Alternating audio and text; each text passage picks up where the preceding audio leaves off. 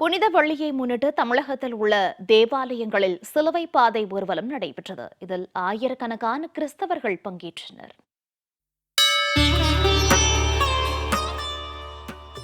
நாகை மாவட்டம் கடினல் வாயிலில் உள்ள அன்னை தேவாலயத்தில் திருச்சிலுவை பவனி ஊர்வலம் நடைபெற்றது.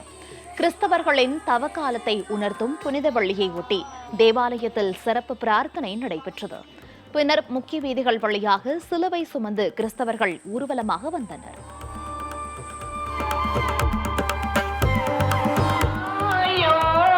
விஞ்சவில்லை எனில் தன் கதி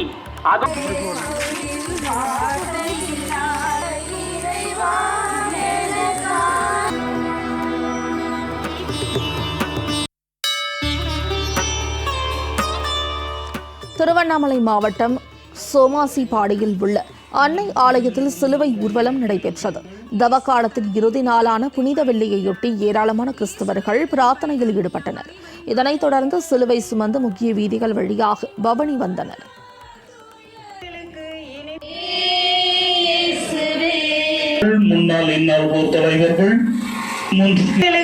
இனிமையான கனிகளை கொடுத்து வருகிறது.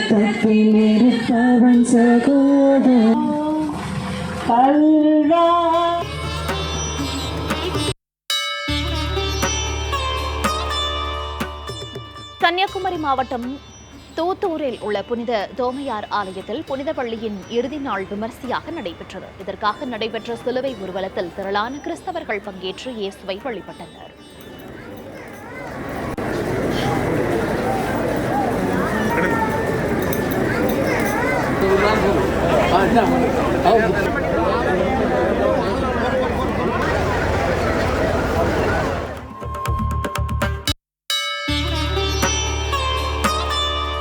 திருநெல்வேலி மாவட்டம் பாளையங்கோட்டையில் உள்ள தூய சவேரியார் பேராலயத்தில் சிலுவை பாதை ஊர்வலம் நடைபெற்றது.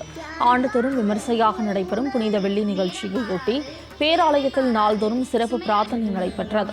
இதனைத் தொடர்ந்து நடைபெற்ற சிலுவை பாதை ஊர்வலத்தில் திரளான கிறிஸ்தவர்கள் பங்கேற்றனர்.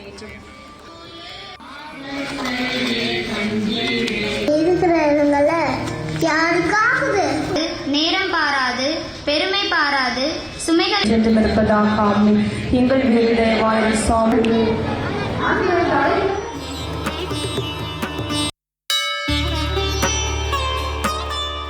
தருமபுரி மாவட்டம் பொம்மிடியில் உள்ள புனித அந்தோனியார் ஆலயத்தில் சிலுவை பாதை ஊர்வலம் நடைபெற்றது. புனித வள்ளியின் இறுதி நாளை ஒட்டி நடைபெற்ற சிலுவை பவனி ஊர்வலத்தில் திரளானோர் பங்கேற்றனர். இதில் இயேசுவை சிலுவையில் அறையும் நிகழ்வை தத்ரூபமாக நடித்து காண்பித்தனர்.